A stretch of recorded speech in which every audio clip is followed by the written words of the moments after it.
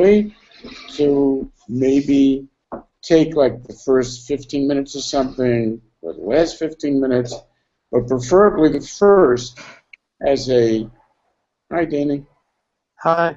good to see you. I wish we had a picture for you. I was just asking whether maybe it's a good idea to use the previous year, which people have had hopefully a chance to think about in the interim time, to trigger the kind of questions that we made this whole thing for in the first place, which is to get people to be able to ask things that are more directly part of their own experiences and things. There we go. So good to see you. Do you think that's a wise thing, or you think that Nehemia can't really handle that, or what? Moshe says that he's got questions that he would like to ask on the previous year. I don't know whether, I mean, I guess we needed a little advance notice, but it would certainly make it far more intense in terms of people's caring more about it and trying to see whether it does carry information that's important to us and important for us, and rather than just a plain historical kind of thing, which is the way I'm afraid that many people relate to it. The Nevi'im Rishonim, there was a lot of instantaneous connectedness, I think, because of the fact that it's so much part of our experience of coming into Eretz Yisrael, the development of things, the humanity of things. And the truth is that somebody's making a lot of noise. And the truth is that this type of thing is seems much more historically oriented rather than living through. But maybe that's a mistake, and if people could think about it, it would turn out to be very, very different.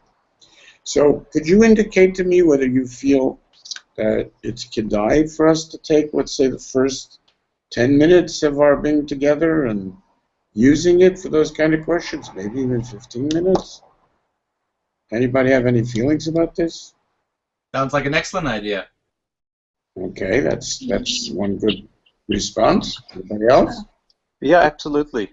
I don't know if I've applied enough thought to come up with meaningful questions for tonight, but in general, I think it would be a great idea. Yeah, it's a bit less. Same here. All right, so I mean, so we couldn't go wrong trying it. So maybe this time. Okay, you're beautifully enough. You have to keep big moving on screen. I don't know how that's happening. I don't see you. So shall we indeed go ahead with the, where's the loud humming sound coming from? Maybe, Chaim, you want to try, let's see, it's coming from me or not. Okay, it just went away when either Abe or Chaim put themselves on mute. Do you want to come, Moshe, and ask your questions? Well, are they the kind of questions that will interest other people? Are they just details? I mean, we didn't have a chance. Great. Okay. We didn't have a chance to think very much about it. Did you?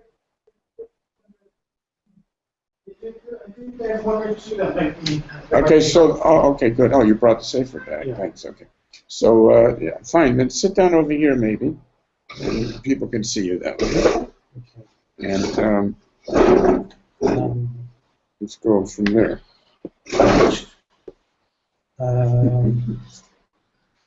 So, no hesitations. Straight and clear. And there's great with this. There's a few general questions that don't have to do directly with Nehemia that might be good. I just to talk about and maybe address. And then there's one or two things I noticed in the parakeet itself. Okay. So go ahead. So first of all, but you'll allow me to use my judgment as to whether they have general interest. Okay. So without All right. Go ahead. One thing was just in terms of, is there any specific hachana in terms of what people should put if especially with what he's just saying now about about this being a Maybe more speak just intensive, a little louder. about this being an intensive No, I just session wanted to make with it people. more In other words, intense. but that people are supposed to be able to add things to the plate in a sense with the questions and answers that we're going to have before, or the input that people can put in. Mm-hmm. So my question is whether there's a kind of initial investment that they should be putting in. Let's say going through the parak themselves with the first one, or whether No, there's some kind I don't of think that's necessary. I think the response should be to the time that we spent together the week before. okay. Yeah, because that way we can continually adjust as we go along. We can that way the next year will undoubtedly be based on the issues that were raised, and we'll be looking for them and so on. And that way it's a give and take. Otherwise it's going to be disassociated. We're trying to do something where everybody can be involved. That was the whole idea. Okay, so do you have something? Yeah, you want to start with? Yes. One thing was just looking at the tefillah that Nehemia is bringing the Aznecha Kashevet, which we have at the beginning and at the end. Mm-hmm. Is Can you just point to it so everybody can see it immediately? Pasuk Vav you're talking about at the beginning, Pasuk Vav and Pasuk Yud Aleph. Okay. So get used to doing that. That way everybody will do that and we'll all be on the same page. Okay.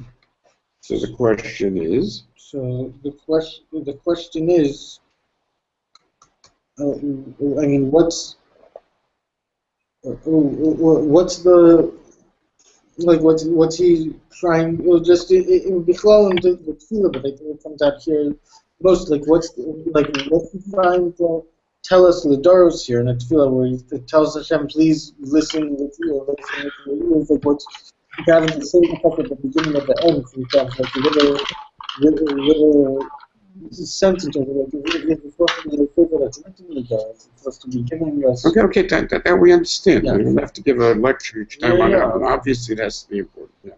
Right. Okay, so that's your question. So let me just point out that first of all, they really are not similar because they're addressed to two different midas. You notice that the psicha in Vav is addressed to Adonai with the Shema Miyuchad Elohei Hashamayim Ha'el HaGadol V'Hanera, which is entirely different than Ana Adonai in Pasuk Yud Aleph, which is just the shame of Adnas, which is far more local and direct and willing to deal with that Hafeitzim Lirat Shemecha and so on and so forth, asking for the very specifics of Tnei L'Rachamim Lifnei Ha'ish Hazeh. And I mean, the truth is that today we were up to the transition between Ha'ish Hazeh and the next parak, and it's quite amazing on that level, because the first one is referring to something that is just Shemer Habris V'Chesed. It's going all the way back to Avram Avinu. It's going back to the basic relationship with HaKadosh Baruch Hu and Klal Yisrael, and obviously it needs this amazing transition, and this is exactly what he's trying to do. It's astounding. Look what he's trying to do. Sorry? Sorry. Put yourself on mute, please. So what he's trying to do here is quite amazing, because when you realize, take a look at what happens. As if he's pointing to him, right? What is that? A comment? That's an aside that the Malbim actually learns. Ani hayiti mashkel melech means yayin lefanav in Pasuk Aleph Perek Beis, as a direct continuation of Ani hayiti mashkel melech, which is so weird. I mean, if that's the pshat, the transition, and this, remember, the Gemara says is Gzera Shava. Vayi b'chodesh Kislev Shnat Esrim, and Shnat Esrim l'Gzera Shava, right? So Vayi b'chodesh Nisan Shnat Esrim l'Artak Shasta. Chodesh Nisan, from Kislev to Nisan, Nani Hayiti Mashke Lamelech, Kinei L'Rachamim Lifnei Ha'ish Hazeh. What does that mean? I mean, like we're months before this is going to actually be triggered as a reality. And he's talking as if, there's only one thing that this reminds me of, I got to tell you.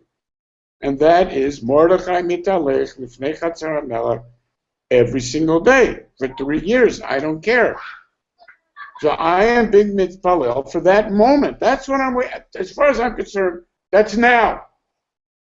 Right now. Ani hayiti mashke lamelech, which means that the opportunity could come at any minute for all of a sudden. That relationship is the Mashke Lamelech, which we saw last week, actually defines his name. That's why he's called Atashat, the heter of Shtia, and the way we understood Ani Hayiti Mashke Lamelech, which I think you're going to agree with me. I mean, it's true that none of the Mefarshim say it, and nobody, even considers it, but I think you'll see from the parak that comes that it's mitvakesh me'elav, that what he is saying is, I was the king's drinking partner in a very deep way.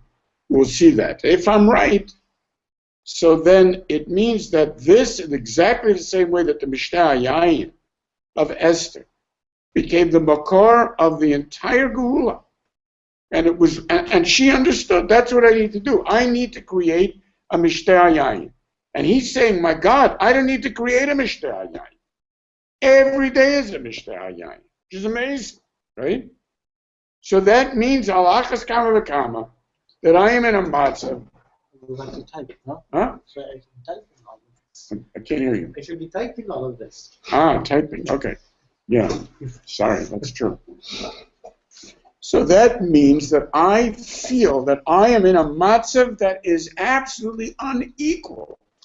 In terms of the Shmiras Habris V'Chesed, I was put into this situation. I understand that the Ma'akvim for the Yeshua Shashem are Ma'akvim that we throw up. They're not, I don't have to persuade you to want to use this opportunity. That's the whole point of it. That's exactly what Mordechai was saying. That's not my problem. And I know that. And I know that the only Ma'akiv is the chatoim, is the fact that nothing has changed, is the fact that you've given up on us, and it looks like nobody's ever going to be any different. So first of all, I want to tell you that I'm ready to acknowledge, as we saw last week, I'm ready to acknowledge Aniu Beit Avi Chatanu. I'm ready to acknowledge that. I'm not in any way sticking out with the religious insanity. It's been crazy all along, admittedly, fine. The mishpatim and the chukim asher tzivisa as Moshe, the way you were mitzav as Moshe. You're right, we have no idea, okay? All that we see is the bottom line. Atem timalu, ani afitz atchem. Okay, so I now want to deal with the bottom line. That's what we said. The shavtem elai, I want that to be just as real. Boom. So now, as far as I'm concerned, 5 minutes from now when I walk in, might be that Mishteh Hayayin.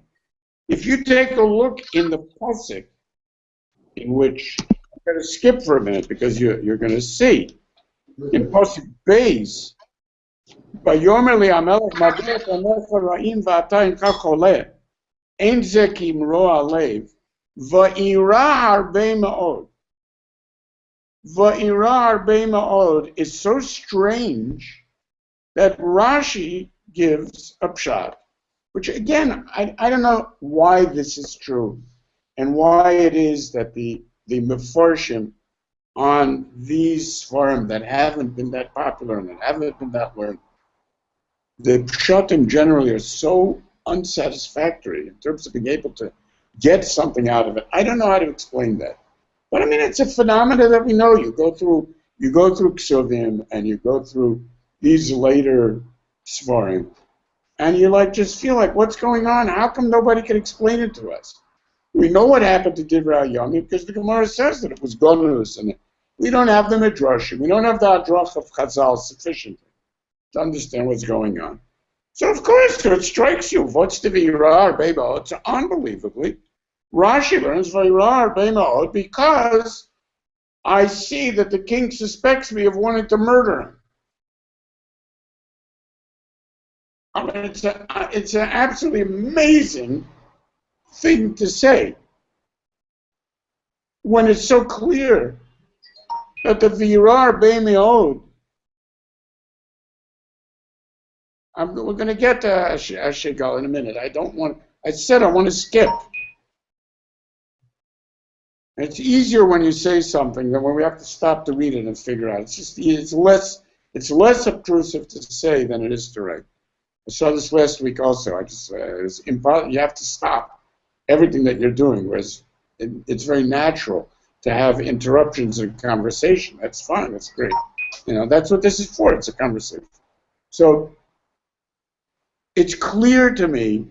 You can make your own judgment. It's clear to me that Vayra Arbei Ma'od means exactly what it would mean to you if you had said that opening tefillah. You would have said, "Oh my God, this is the minute. This actually happened. Oh, what do I do now?" This is just like the shock of, I've been waiting this whole time. Now it's Nisan. I've been waiting this way since Kislev. As far as I was concerned, it could happen. When something actually does happen, you're less likely to take it for granted when you're looking at it that way, not more likely. It's an amazing thing that the more prepared you are for the unbelievable opportunity, the more you appreciate the opportunity, the more the terror when, oh my God, this is actually happening to me, what am I going to do? Can I handle this right? And that's when we spoke last week, that's when he suddenly becomes Esther. Im ala melech tov, and you like me. I mean, it's almost the same language, right? That's exactly what he says. In Pasuk, hey, im ala melech tov, where'd you hear that before? Vim tov anochi, v'imitav avtecha lefanecha. A complete quote of Esther. The likelihood that this is the Mishteh Yayin of Esther is so powerful, especially when we are dealing with Esther's son, for one, because this is Daryavesh, and which the shock over here of reading in the Pasuk about the Shegal Yoshevet Lefanav, which we had at the strangest interruption, okay? So there I am, Vayi b'chodesh Nisan, Shnat Esrim Latarshtarsta, Yayin Lefanav. Yayin Lefanav, what does it mean, Yayin Lefanav?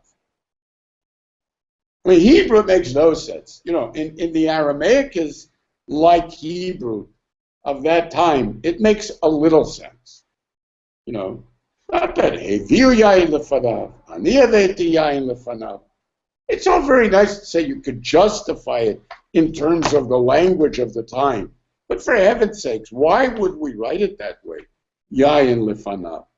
So I suggest that the Yayin Lefanav means exactly the issue that we're raising over here. I was waiting for the instant where we would be in the Mishteh Yayin. It was Yayin Lefanav. There it is. There it is. It's that Yayin Lefanav. And in fact, in the language of other Amim that take this, you take a look in Greek, you take a look in Latin, Yayin Lefanav means it's party time. And so indeed, the modern Mefarshim understand Yayin Lefanav as it's party time. Mishteh hayayin, mamish, that's the language. Mishteh hayayin, yayin lefanav. I can think of an English equivalent. It's on the tip of my tongue, but I can't remember the exact words. When you actually bring out the wine, it's the yayin lefanav. But in any event, that is the real transition. Not like the Malbim is trying to put it into one pasuk, which is interrupted by the fact that now it's Chodesh Nisan, which is really, but the very fact that the Malbim feels like you have to say that means that the whole thing is so strange. Ani hayiti mashkel hamelech, and here already we're talking about yain lefanav. So he learns, okay, it's one thing, ani hayiti mashkel hamelech, yain lefanav. And it took place in this time that what? That this was the yain lefanav that I was waiting for. So it becomes extremely powerful, right? So there he is yain lefanav. And I pick up this cup of wine, and basically there I am, I guess, doing my job. So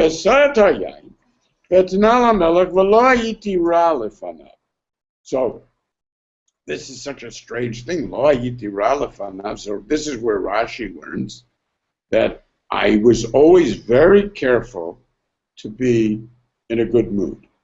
And that's part of the way you have to act around the melech, basically. So I was sameach and tov leva, and showing that I was so happy to be serving him.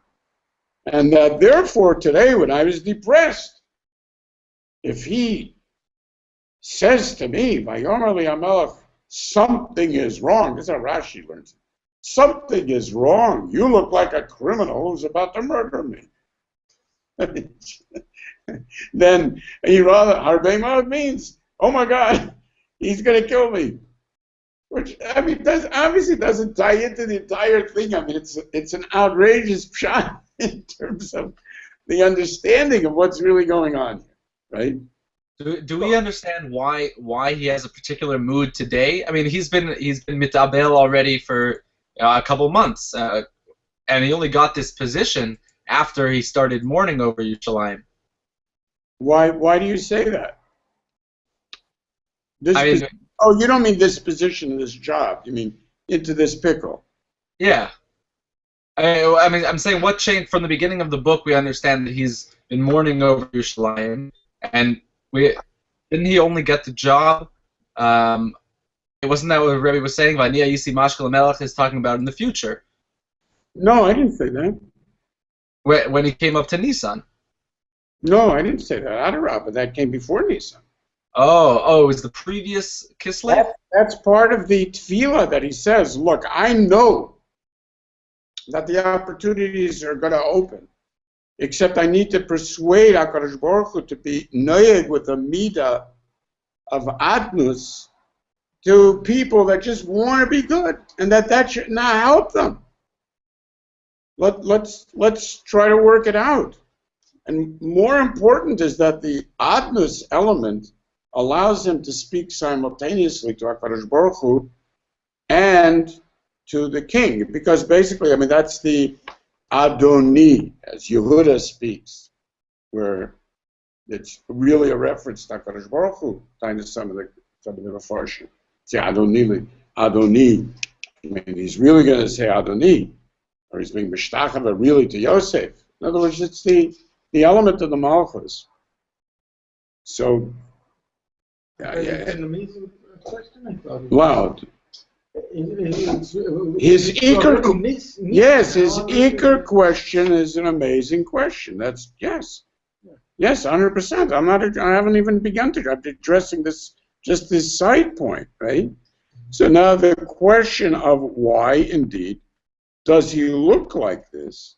So some of the Mefarshim Enochinami learned that he was not really looking bad, worse than he did, Lo Hayiti Ralefanav ever before, and all of a sudden when the king comes up with this, I realized, oh my God, this is such a psicha min hashamayim, I would never have shown him consciously, and apparently he's suddenly become aware of something that wasn't there before.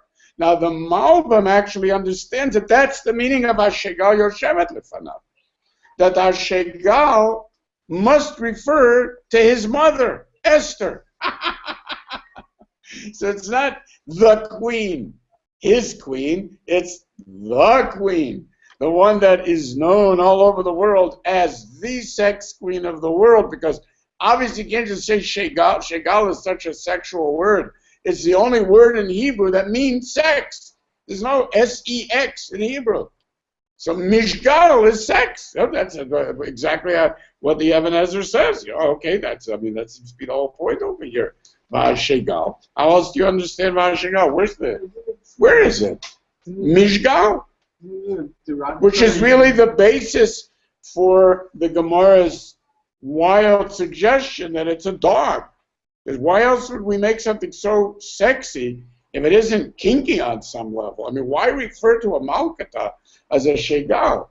But and therefore it's got to be something kinky. I mean, it can't just be plain sex.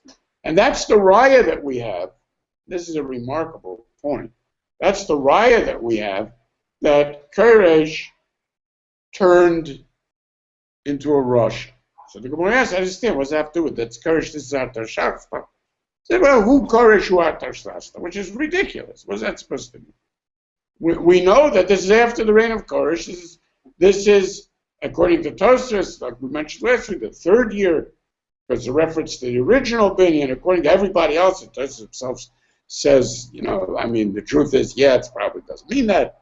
So it really means 14 years after the opinion of the Beis Hamikdash was Daryavesh, which it's true, we call him Artashasta, of course, because all of the kings were called Artashasta, but, I mean, you can't say, therefore, it's the same person. I mean, that's crazy. This is the same person. When the Gemara says, who Koresh, I mean, it's not the same person.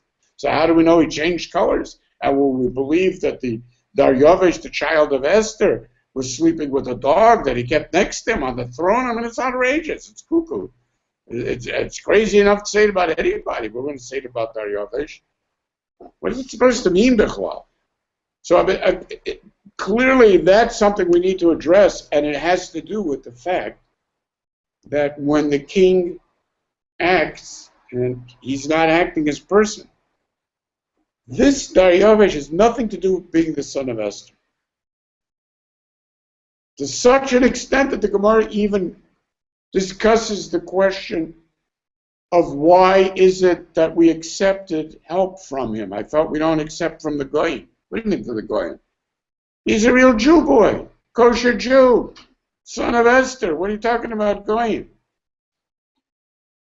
And that's where the Gemara has the answer. Once the Malchus commits to something, it's not going to change. Even once the Malchus commits to something. This is Esther's son. He's telling he wants to build the Beit HaMikdash. I thought that was like the whole issue. A melech is his country. He's not a person. Doesn't matter who he is. When Yosef is speaking, he's not speaking as Yosef HaTzadik. He's speaking as Yosef HaTzadik, the Melech of Mitzrayim, the Mishra Melech of Mitzrayim. His concerns are the concerns for Mitzrayim. That's what he is. That's what he's become. Obviously, if you speak to me afterwards, I'll tell you my personal point of view. What does it have to do with anything? So that means if we're able to extrapolate the concept of the Malchus, that if he still has that Shegala Fanav, doesn't mean he's been sleeping with her, but it means that we've been looking at a Shegal as a valid thing that he's maintaining. Fine. All right, but then that's a side point. So the Malbim comes along and suggests it's got to be a reference to the world's greatest sex queen, and that was Esther. That the entire world recognizes this is Miss Universe. That was the whole point of Esther. Right? Remember, that's why we make this beauty thing from taking everybody from the entire world, and she's motzei tchei beinei koro ea, so everybody's ready to agree, this is Miss Universe. So if we're going to refer to the leadership of the country as a shegal instead of a malkata, the reason we would do it is to point out that the original hashpah of this entire tkufa that created all of the changes was indeed a shegal by the name of Esther, a sex queen. That's why we use queen as a sexual intimation even today. It's the opposite of the malkata. In English, you'd make the queen is the malkata, that's the shegal, not the shegal, that's the malkata, which is amazing, right? It's the strangest thing. Is the strangest thing that queen should be the equivalent to perverted sex as the shegal was to the malkata? Boy, is that weird. No, it's crazy. It's unbelievable when these things happen. Like, what do you think? How did it be the queen? So anyway, but everybody clearly is noteh. And I think the Pasuk is mechayev us to understand that that's the reason this happened today. What was different today was the fact that the Shegal was Yoshevet Lefanav. Otherwise, what are we into? Mentioning it here of all crazy things. It's clear that the trigger was the fact that it's not just Yain Lefanav, but that for the first time we're now thinking about something else, as if it's important that the Shegal is there. Since the Shegal is there, obviously, he is apparently sensitive to things that he would not normally have been sensitive to. This seems to be what's going on over here. Okay, maybe, I don't know, but this is my suggestion. So, Might that explain his seemingly like his interest in the local, like how long is the journey going to be? When are you going to be back? Yeah, 100%. We're going to see that in the next post. Exactly. Not only that it explains it, it's much more than that. It's why he was only going through the motions of asking the questions. So, because if you take a look at what happens over here. The Melech in Pasuk Dalet says, well, you know, maybe we should just go in order once we have already this issue, right? Okay. So then, if the king says to him, Madua panecha ra'im, v'ateincha choleh, I mean, it's clear to me that there's nothing physically wrong with you, and yet you're looking very haggard. There's something in your heart that's bothering you. Now, the fact that exactly the same thing happened with Yosef Atzadik when he was in charge of the jail. I mean, that's exactly what he says to the people in the cell. You know, well, how come you're panecha ra'ot this morning? Something's bothering you. Maybe you'd want to talk to me. You know, and the Psikta actually says, "Kein derech hachacham lish'ol asher imo." Madua panecha mishunot hayom mishar hayom. And this is something we see by Amnon. The same question by Amnon. How come you're looking down? His friends tell him. Same thing we find by Nehemia. Madua panecha ra'im. There's no question that the way to understand it is to connect it back to the real nature of Malchus, which is an understanding of the personal connection. Which means a question like this, since its mokar is in Yosef Atzadik, or more powerfully, the way the Psikta is relating it to Amnon, where it was a sexual question in the first place, it seems clear that what is happening over here is that the king is engaging because of the Shegal Lefanav. He's engaging with Nehemia not as the king.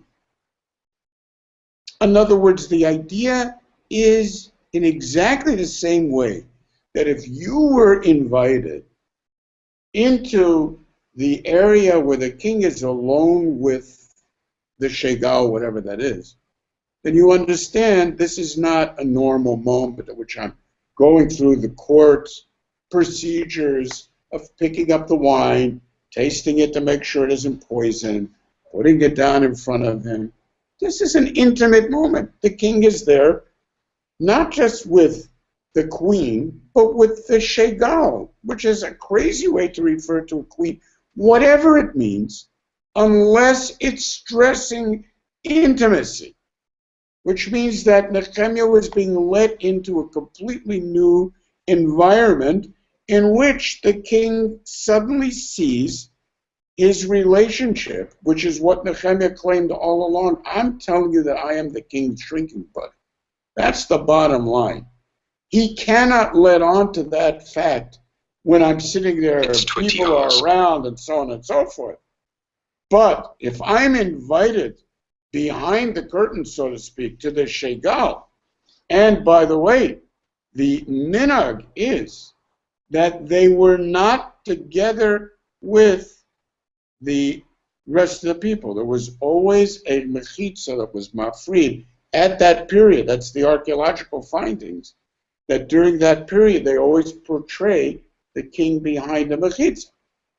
And which means that the shegal lefanav, he was alone with. So obviously it's a whole different ballgame. So now the king is asking him on a very intimate level, hey, like, I haven't noticed, but you really don't seem to be looking yourself. Is something wrong? I mean, what king asks that to the guy who tastes his wine and see if it's poison? It's ridiculous.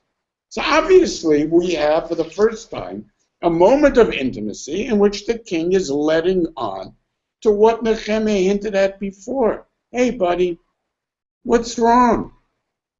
And therefore, indeed, when we follow up with, okay, his response, and his response is outrageous according to any other pshat but this. Absolutely outrageous.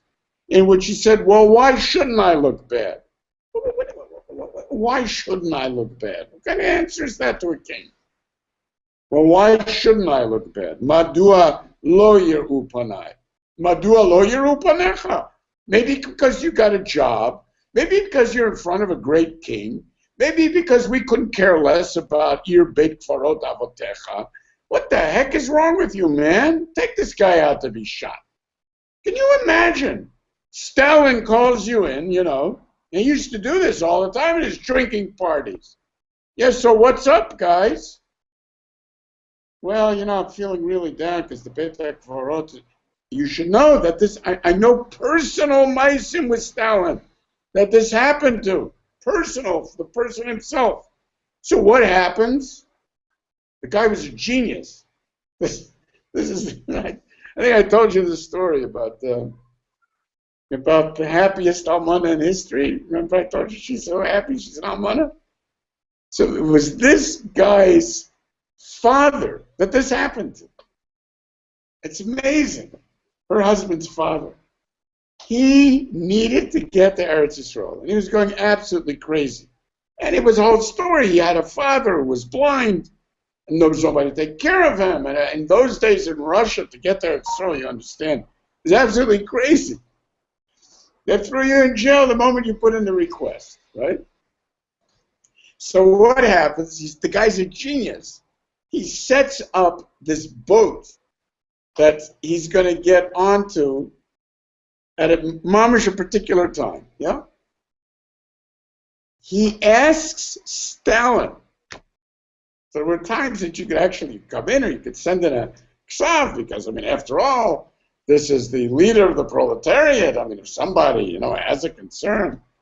Oi, my dear Stalin, my father is blind, and it's the hardest thing for me to leave the Soviet Union. Well, what can I do? A blind father living in Israel. I really have to get to him. He's old. There's no one to help him. Of course, says Stalin. Takes a piece of paper, personal signature, accompany this man, make certain that he gets to Israel. Obviously, the minute the guy walks out, he just gives a message to the KGB, have the guy shot tonight.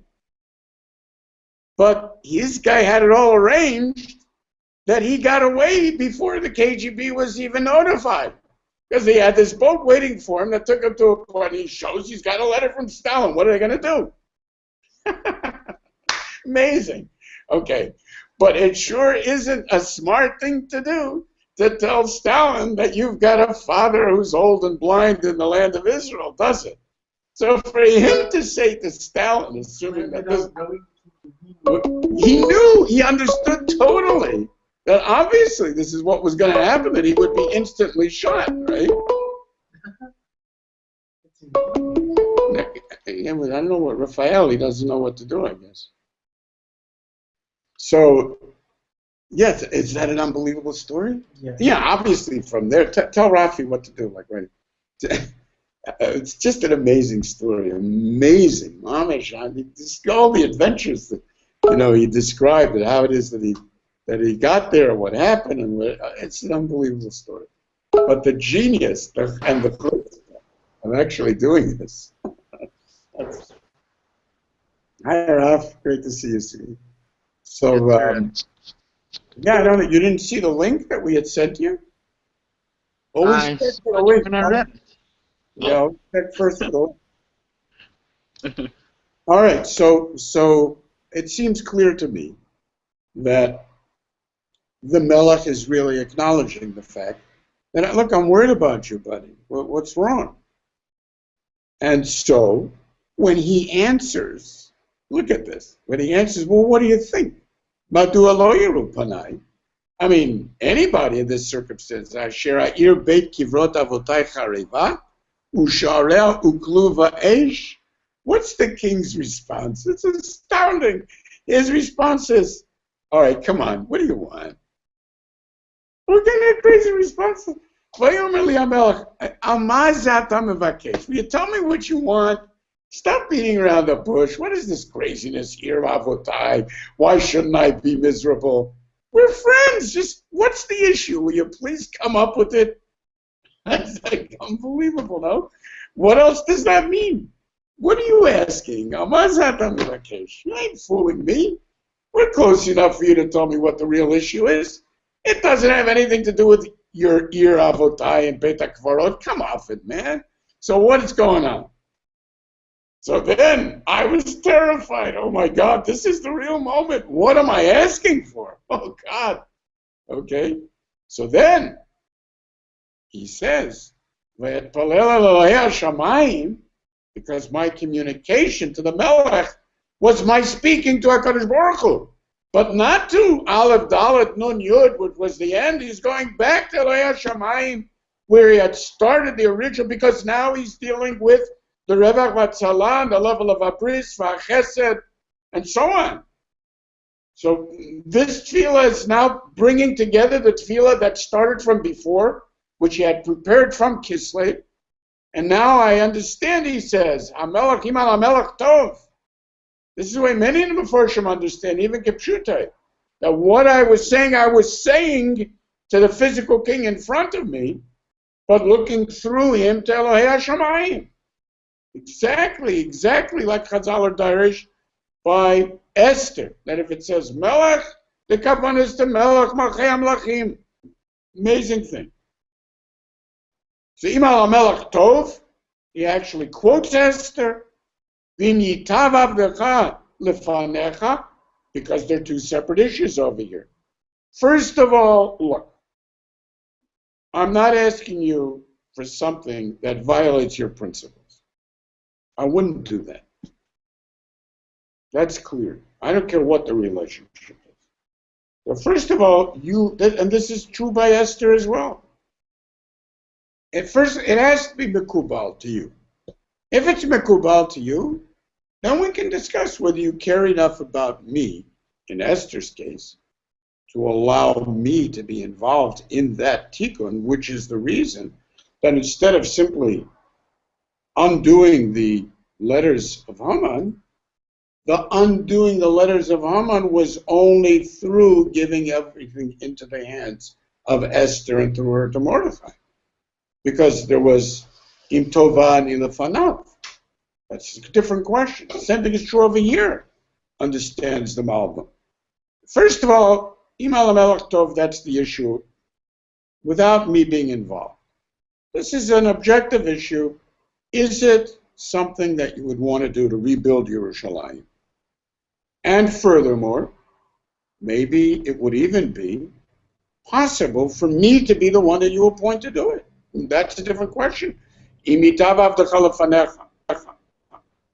And what we're looking for, which is the moment at which I was telling Chaim that it's very clear from the pasuk that he wasn't even really interested in asking the questions that he was asking. He was only asking it for Hashegal. Because look what happens. Asher tishlacheni el Yehuda al ir kivrot avotai ve'evnena. I would want to be sent personally because I have a personal stake. And my personal stake is that it is my personal city. It's your kivrot avotai. Let me do it. But Yom Melech, and here we're stressing that Shiga Yoshevet Etzlo, right next to him, right? So tell me, when do you think you'll be leaving? When do you think you'll be coming back? And what happens? There's no answer to that question. Vayitav lifnei HaMelech, the king says, okay, great.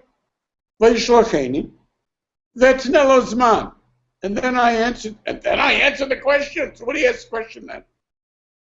So what the pasuk is reconstructing is a conversation around the coffee table and the wine table with the shegal and him.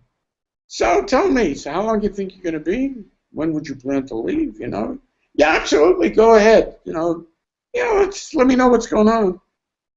It has nothing to do with the shlichut per se. It's the construction of the setting of the shlichut, because it was always vayitav lifnei HaMelech before he knew when I'm leaving, when I'm going. That is just saying because we're basically trying to work this out. My wife's going to ask me, what happened to that nice boy? Where is he, and how long is he going for, and so on. He's really so sweet. Why'd you let him go? So, okay, fine. So, vetne lo zman. This is an amazing transition from Esther, and the way that Nehemia is so aware of the multiple levels of HaKadosh Baruch Hu's presence, of HaKadosh Baruch Hu's haftacha, of the nature of the hashgacha, of seeing the fact that he had this position as being exactly the same as Esther's position with the king. And mi yodea im le'et kazot higat malchut. There's no question that that's what he's saying back in Kislev. I mean, what else is he saying? I was the king's mashken. What do you think that means? Here we are in Persia, the Yoresh of Bavel, sitting possibly with Esther Amalka. Here I am with a son, Daryavesh. I mean, man, oh man, there's never been a moment like this before. Again, the historical setting is an amazing historical setting, because remember that the past 14 years have been the result of all of these horrible, horrible manipulations to make certain that there would not be a chance for the Jews to actually rebuild, as we saw last week, the Medina. They should have a spiritual center, and that's it. And Ezra never had the guts to go beyond that, because of the fact that the people, as we're going to see later on, very soon, Sanballat and Tovia and so on, had a tremendous amount of influence back in the court. And I must tell you, in terms of the archaeological findings, this is really the case. I mean, Sanballat is mentioned in findings back in the court. Obviously, I mean, his son is mentioned with the names, Jewish names, that we're going to see later on. There's actually tablets with his name mentioned on it. So there was a lot of serious problems in the continuation of the Sitna, in which, to some extent, it may well be that Daryavesh was in the awful position of being what you find today, in which if you're a Kissinger, you have to be absolutely clear that you're not pulling strings to do things for the Jews and so on. And the Ketavim, the political Ketavim of warning the king that the Jews are going beyond the Shlichut, that they were never allowed to build anything but the Beit HaMikdash, and they're trying to rebuild Yerushalayim, asking openly for building Yerushalayim is similar to what in the time of Esther? Ad chatzi hamalchut Esther v'teyas. V'lo davar shechotzer et hamalchut. V'lo davar shechotzer et hamalchut is the Beit HaMikdash. Now, in the contemporary era, all these years later, the davar chotzer et hamalchut is the building of Yerushalayim. Therefore, what he's saying is tremendous chutzpah. Of course, I mean, if you think that a job interview, of a grueling 6 hours investigation of what your thoughts are about all of the following things to see if we can give you this $1 million a year job, if you think that is ira ma'od, just imagine what it felt like to deal with the next 3 minutes when you know that you are saying something that has got decades of immense political meaning behind it, and you're trying to reduce the meaning into the actuality of good or no good. Is it okay? Is it tov? I'm asking you to decide, is this tov or not? Forget the goddamn politics. Tell me the truth. What do you believe? And if you think it's tov, okay, so it's the same thing that Esther said. Did she say, are we going to tolerate genocide? Yes, she said, Imam Melech Tov. But then when she talked about herself, she said, how can I see the death of my people? That's exactly what I'm saying. Forget about the issue of good or bad. That's your decision. But this is your kivrot avotai. Mamish word for word what Esther did.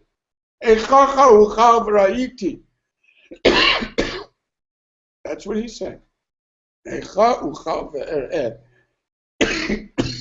Ir Beit Kivrot Avotai Chareva. Anyway, I don't know that this feels personal to you, but sure as heck does to me. And it's just amazing to see the functionality of a Ben Yisrael in this unbelievable situation. Just the totality of the pure Ben Yisrael aspect of it is amazing. That kind of thing is amazing wherever it comes up. It's amazing. And it's truly unbelievable how often it comes up, and in how many personal ways it comes up, in how many stories, thousands of stories over so many centuries, how it comes up. That deep awareness that people have of the multi-leveled reality in which they live. I wish I had that. I just saw a book about Jews in Hungary written by the gardening columnist of the Washington Post. This was about his grandparents and his family. Gosh, hopefully next time I'll have it. I'm here in Netanya, I don't have it with me. Just amazing, amazing. Exactly this type of thing. Under the pressures of Holocaust, politics, and so on. It's truly something. So if those simple ani-mamis of Holocaust stories, can get to you, I mean, this is just a million times greater in terms of the total humanity of the Ben Yisrael. Sitting there with the Melech and the Sheikah, my God, what a story. What a vision when it's reconstructed in front of you. Think to yourself, God, this is like where we can get to. And especially if the Sheikah is a dog for kinky sex. Oh my God. And here you've got Hatar Shata, Nehemia, it's just like, whoa, amazing. So, all right, I hope I haven't kept you too long. It's not really supposed to keep you over your times. But once again, it gives me a great opportunity to say I love you so much. Wonderful to see your pictures lined up like this. It's so, so special. So, okay, hopefully we'll continue. And I would like to have your orot about the structure and whether there's other good ideas for what to do and so on. And so that we can, this is all experimental. We're feeling our way towards the type of limud that can be really personal, experiential, and create the type of bond to Torah in which there's a real ability to learn as something that's part of your awareness rather than just talk and so on, like we spoke about on Hoshana Rabbah, the sense of the contrived about the intellectual and so on. Very important. So I try to, make it something that's just pure heart. So, you know, it's easy. Something like this is going to be harder as we go along and get to things like senses and things like that. But we have to keep searching. So please use the WhatsApp for putting in our auras, you know, or even the, I guess even that thing that Rafi, you just called on. What was that? The Google, what was that? Google chat. The chat. So yeah, so we've got all these different vehicles. But yeah, probably the WhatsApp is best because people just look at it and read it. And I don't know. So waiting to hear from you. Thank you so much for your time. I look forward every week to seeing you. Bye. Thanks, Rebbe. Thank you, Ravi. It was amazing. Thank you. It's great. It's great having you. How are you feeling, Ravdani? Thanks so much, Ravi. I don't think so much. How are you feeling? Interesting. Okay. I see we're going to have to engage in some serious tefillas over here. This has got to stop. I thought you'd be able to get out of this yourself. But if you need Klal Yisrael to do it for you, all right, then we'll have to take care of that. Ein Chabosh Mater is Atzmumi Beisa Asurim. That's true. All right, we're going to get to work. You know, just have to have a very open mind. I mean, remember how Harry Potter got out of his business. I mean, if you hear a motorcycle or a car at your window, just be prepared to jump ship. Anytime. Okay, that's great. Laila Tov. Good night. Thanks, Rebbe. Laila Tov. Laila Tov, everyone. Look forward to next week.